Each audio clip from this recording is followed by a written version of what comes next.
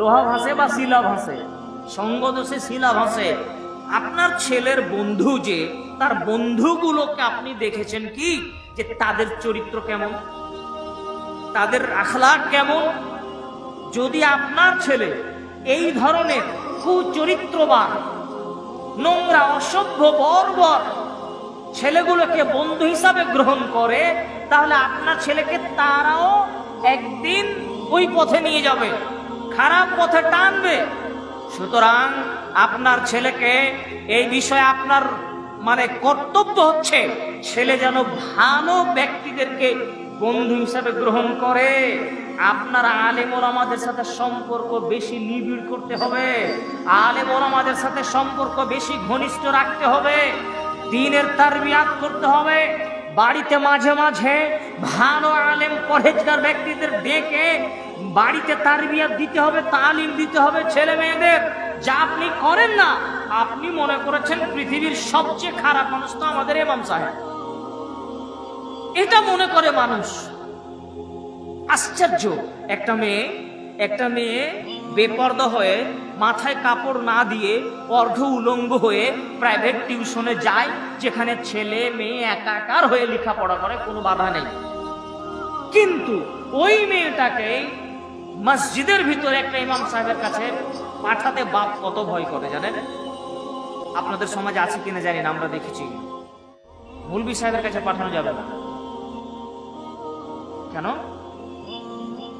তাদের সেন্স, তাদের থট, তাদের থিঙ্ক এত নোংরা, এত বাজে যে মসজিদ থেকে, ইসলামী শিক্ষা থেকে আপনার সন্তানকে আপনি দূরে সরিয়ে রেখেছেন।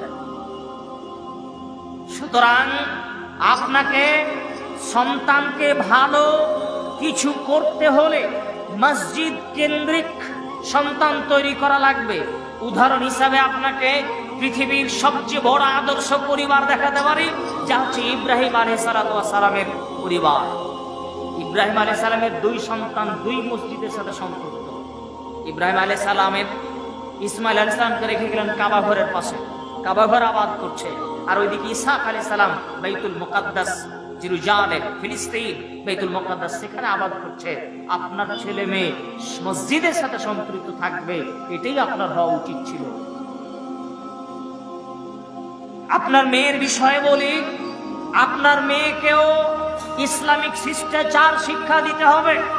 আল্লাহ তাআলা বলেন, ওয়াকরনা ফি বুয়ুতিকুন্না ওয়ালা তাবাররাজনা তাবাররুজাল জাহিলিয়াতিল উলা।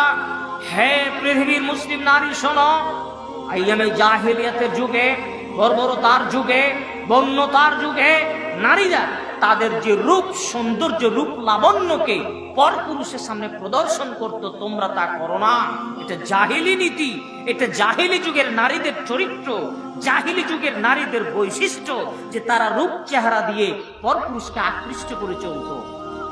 আপনার মেয়ে যেন এমন না হয়, এটা আপনার দায়িত্ব, আপনার কর্তব্য। আল্লাহ তাআলা বলছেন, ইয়া আইয়ুহান নবী কুল লিআজওয়াজিকা ওয়া বানাতিকা ওয়া নিসাইল মুমিনিনা ইউদনিনা আলাইহিন্না মিন জালাবিবিহিন্না যালিকা আদনা আন ইউরাফনা ফালা ইউদাইন। আল্লাহ তাআলা বলেন, হে নবী মুহাম্মদ সাল্লাল্লাহু আলাইহি সাল্লাম, আপনি আপনার স্ত্রীদের বলেন, আপনার কন্যাদের বলেন, সারা পৃথিবীর মুমিন নারী, যারা মুমিনা নারী, তাদেরকে আপনি বলে দেন, তারা যেন নিজেদেরকে ইসলামিক হিজাব দিয়ে, খিমার দিয়ে, চাদর দিয়ে নিজেদেরকে আবৃত করে নেয়, নিজেদেরকে পর্দাবৃত করে নেয়, যাতে করে তাদের চেনা যায় এবং তাদের এর ফলে তাদেরকে উত্ত্যক্ত করবে না। গুরুত্বপূর্ণ কথা শুনুন, উপস্থিত বৈঠকের দিনী ভাই ও বন্ধুগণ, বৈঠকের বাইরের যারা মা ও বোন আছে, শুনুন, রাসূল সাল্লাল্লাহু আলাইহি ওয়াসাল্লাম আমাদের নবীকে বলছেন, হে নবী, আপনি আপনার স্ত্রীদের বলেন, আপনি আপনার মেয়েদের বলেন, তারা যেন পর্দা করে, তারা যেন হিজাব ব্যবহার করে, তারা যেন ইসলামিক পর্দা মেনে চলে। নবীর স্ত্রী, নবীর মেয়ে, নবীর স্ত্রী, নবীর মেয়েকে পর্দা করতে হয়, নবীর স্ত্রীকে পর্দা করা লাগে, নবীর কন্যাকে পর্দা করা লাগে। আর আপনি আর আমি, আমার মেয়ে, আপনার মেয়ে, আমরা থার্ড পার্সন, 3 নাম্বার কোয়ালিটির আমাদের মেয়েদের, আমাদের বউদের, আমাদের মায়েদের পর্দা করা লাগে না? নবীর স্ত্রীকে যদি পর্দা করা লাগে তা আপনার স্ত্রীকে পর্দা করা লাগবে না? নবীর মেয়েকে যদি পর্দা করা হয়, পর্দার কথা বলে, তা আপনার মেয়েটাকে যে তাকে পর্দা করা লাগবে না?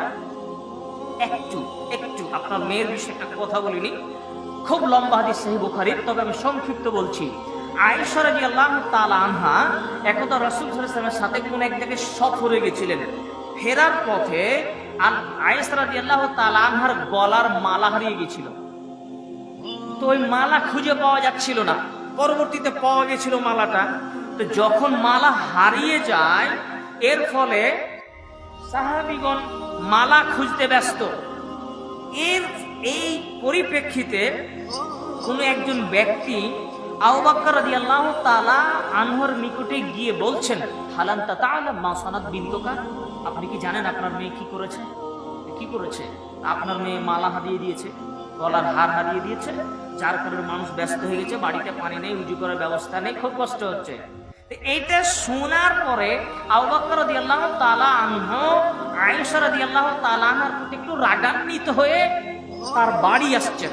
আয়েশা রাদিয়াল্লাহু তাআলার বাড়ি এসে যখন আবু বকর রাদিয়াল্লাহু তাআলা আনহু আয়েশার কাছে আসেন, এই সময় আয়েশা বলছে যে আমার উরু, আমার রান, আমার উরুর উপরে রাসূল সাল্লাল্লাহু আলাইহি সাল্লাম মাথা রেখে শুয়ে আছেন, ঘুমিয়ে আছেন। এই অবস্থাতে আমার আব্বা আবু বকর রাদিয়াল্লাহু তাআলা আনহু প্রবেশ করেছেন। এসে কোনো কথা নাই, লাকদাতান শাদীদা, এসে একবার জোর করে একটা ঘুষি মেরে দিয়েছেন আয়েশা রাদিয়াল্লাহু তাআলা আনহা।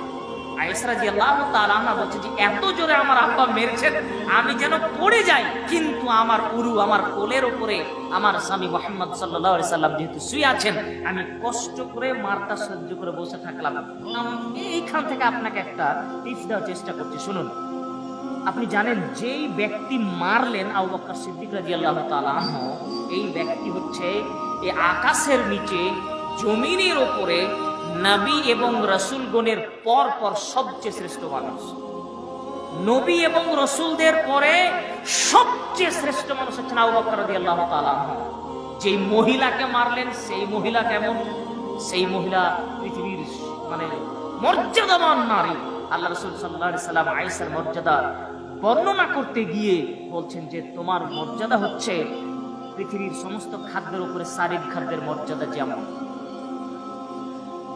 এই নারীকে, ইনি হচ্ছেন রাসূল সাল্লাল্লাহু আলাইহি সাল্লামের স্ত্রী।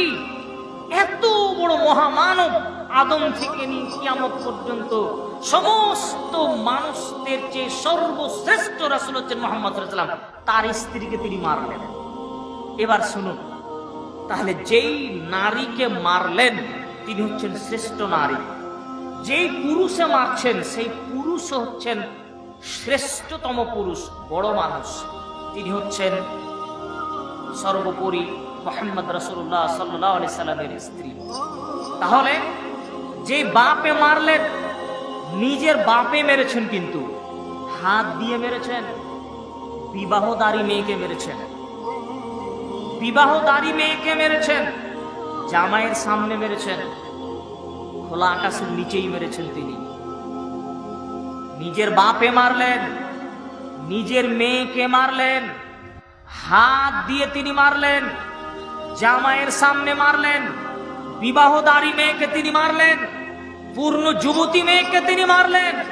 এত বড় বাপে এত বড় মানুষের স্ত্রীকে ভুল করে কোথায় মালা হারিয়ে গিয়েছে, এই জন্য তিনি মেরে দিলেন। আপনার মেয়ে তো ক্লাস 10-এ পড়ে, 12-এ পড়ে, অর্ধ উলঙ্গ হয়ে বেপর্দা হয়ে ঢং ঢং করে চলে, আপনি তাকে একটা ধমকও দিতে পারেন না? আপনার তো একটা ধমক দেওয়া উচিত যে এইভাবে তোমার স্কুল টিউশন যাওয়া যাবে না। আপনার মেয়ে প্রাইভেট স্কুল কলেজে যাওয়ার সময় এত সাজুগুজু করে, এত মেকআপ করে, মনে হচ্ছে না যে ও টিউশনে যাচ্ছে, কলেজে যাচ্ছে, মনে হচ্ছে বাসর